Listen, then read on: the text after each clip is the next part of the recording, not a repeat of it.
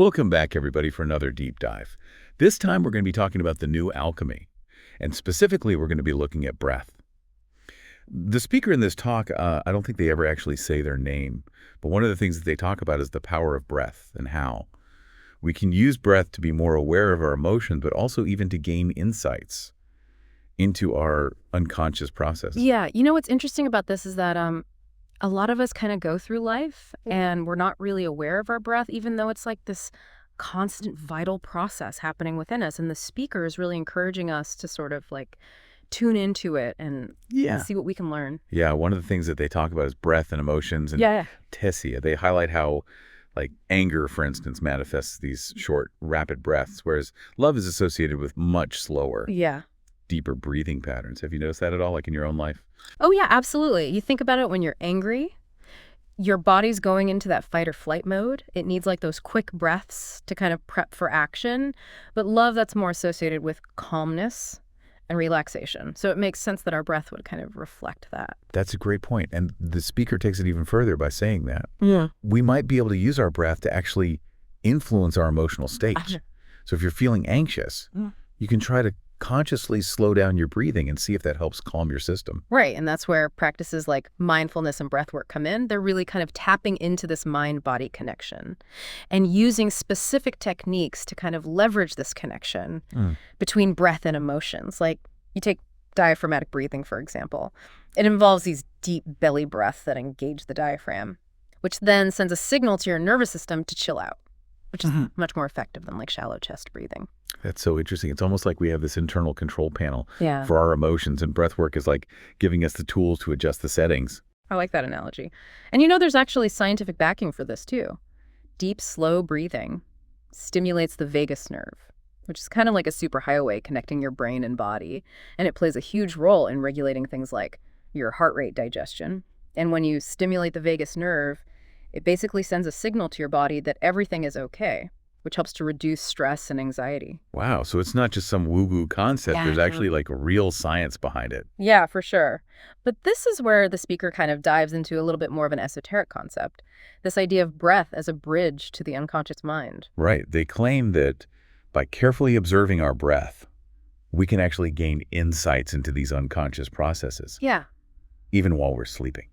Yeah, it's a fascinating idea. They even go so far as to say that, like, if you're dreaming about anger, your breath will actually reflect that, even if you're sound asleep. Wait, really? So my breath can reveal what's going on in my dreams. That's a pretty bold statement. I wonder if there's any scientific evidence to support that. That's a good question. And to be fair, the speaker doesn't really delve into the science behind that specific claim. It's more of a philosophical kind of exploration of the subtle connections between breath and consciousness. Okay, so maybe take that with a grain of salt until we see some research. But I can see how just paying closer attention to our breath throughout the day could reveal a lot about our internal state. It's like turning up the volume on our internal feedback system. Absolutely. And in some ways, this idea of breath revealing unconscious content isn't that far-fetched when you think about it. Like, think about techniques like dream analysis or biofeedback. Where we're trying to access information that's usually hidden from our conscious mind. Breath could be another pathway to tap into those deeper layers of ourselves. That's a really interesting way to think about it. Speaking of awareness, the speaker also talks about the breath of a Buddha as being very different from the fluctuating breath of most people. Right. They describe a Buddha's breath as being incredibly consistent and rhythmic, reflecting this calm and undisturbed mind. So the more mindful we become, the more our breath will kind of reflect that inner peace. That seems to be the idea. In Buddhist teachings, mindfulness often involves focusing on the breath as an anchor to the present moment. And as we cultivate a deeper sense of presence, our breath naturally becomes more steady and balanced. It's a beautiful cycle. I can see how that makes sense. Now, the speaker also offers some specific practices for using breath to achieve transformation. They do. They suggest 3 key practices to harness the power of breath: deep, rhythmic breathing, observing the breath, and viewing the breath as life and death. This last one is especially intriguing. Right. And it's interesting because the speaker doesn't just like gloss over these techniques. They actually delve into the how and why, which I think is super helpful for anyone who wants to give this a try. Yeah, definitely. Yeah, it's really fascinating how they frame the breath as like the cyclical process of life and death. Yeah, this is where it gets really deep. They talk about thinking of the outgoing breath as death, like a surrendering, a letting go. And then the incoming breath is like rebirth or renewal.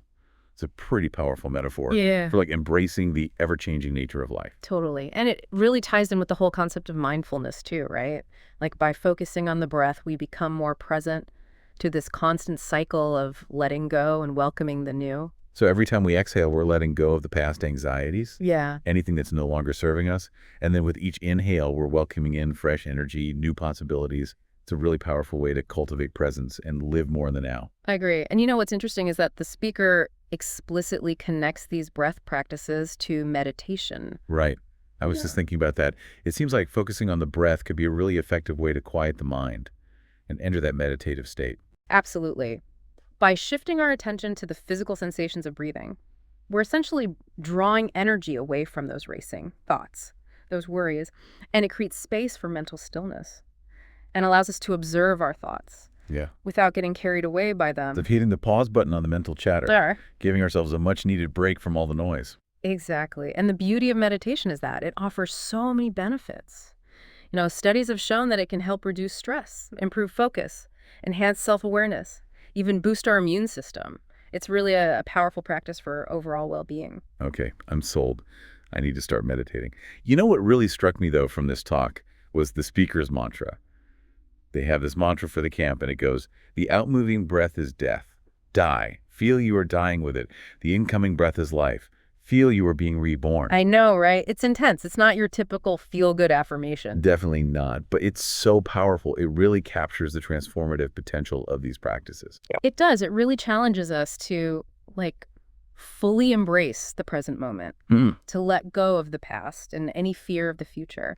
It's about surrendering to the flow of life and recognizing that with each breath, we have an opportunity to kind of die to our old selves and be reborn into a new way of being. It's like a mini death and rebirth experience with every inhale and exhale. That's a great way to put it. And it really speaks to this profound truth that every moment is a chance to let go of what's no longer serving us and step into a new way of being. It's about living with intention, presence, and openness to what life brings. This whole idea of like dying to our old selves, our limiting beliefs, our anxieties about the future, it's so profound. And to think that something as simple as paying attention to our breath can be a catalyst for this kind of transformation. It is remarkable, and I think it speaks to the heart of what this speaker is trying to convey, that the breath is not just a physiological process, but a gateway to a deeper understanding of ourselves and the world around us. I'm curious, what do you think the speaker means when they say that this will change the quality of your mind? That's a good question. I think what they're getting at is that it cultivates a more mindful, present-centered state of mind. By constantly reminding ourselves of the impermanence of life through the breath, we kind of loosen the grip of our thoughts and anxieties. We become less reactive, more accepting, and more open to the richness of each moment. It sounds like a recipe for a more peaceful and joyful existence. Precisely. And who wouldn't want that? I think a key takeaway here is that we have far more control over our internal state than we realize. And the breath is a powerful tool for accessing that control. I couldn't agree more. It's like we've been given this incredible gift, and it's time we started using it to its full potential. I'm definitely feeling inspired to explore this further. What about you? Absolutely. The beauty of these practices is that they're so simple, yet so profound. And the more we explore them, the more we discover about ourselves and the nature of reality itself. Well said. We've covered a lot of ground today. But before we wrap up, I want to leave our listeners with a question to ponder. How might consciously working with your breath change your experience of life? That's a great question. What new possibilities might open up for you? What anxieties might fall away? How might your relationships, your work, your overall sense of well-being be transformed simply by paying attention to the rhythm of your breath? It's definitely food for thought. And who knows, maybe by tuning into our breath, we'll discover a whole new dimension to our lives. You know, it's funny because we often talk about self-care stress management, but we rarely kind of consider the power of our own breath. That's true. We tend to look for those external solutions. Yeah. But sometimes the most powerful tools are already within us. It's just a matter of like tapping into them. Right. And, you know, what I really appreciate about this speaker is that they don't present these practices as some kind of like esoteric mystical secret. They're very grounded, practical techniques that anyone can incorporate into their life. Yeah, totally. And it's not about becoming like a breathing expert or anything, or trying to achieve some perfect breath. Right. It's about awareness. It's about like experimenting and finding what works for you. Some days you might find it easier to connect with your breath than others. The key is to be patient with yourself and approach it with a sense of curiosity, playfulness. I love that. It shouldn't feel like another chore on our to-do list. It should be something that we enjoy exploring. Exactly. And it's about finding ways to incorporate these practices into our lives in a way that feels natural and sustainable for us. This deep dive has been a real eye-opener for me. I'm definitely feeling inspired to pay more attention to my own breath and see how it can enhance my life. Me too. It really is a journey of self-discovery, and there's always something new to learn. To our listeners out there, I encourage you to experiment with some of the practices that we've discussed today. Observe your breath, explore its rhythms, and see what insights emerge. You might be surprised by what you discover. Yeah, and remember, it's a journey, not a destination. Be patient with yourself, enjoy the process. And most importantly, breathe deeply. Beautifully said. Well, that's about all the time we have for today. Thanks for joining us on this deep dive into the power of breath. Until next time, keep exploring, keep learning, and keep breathing. Please like, share and subscribe.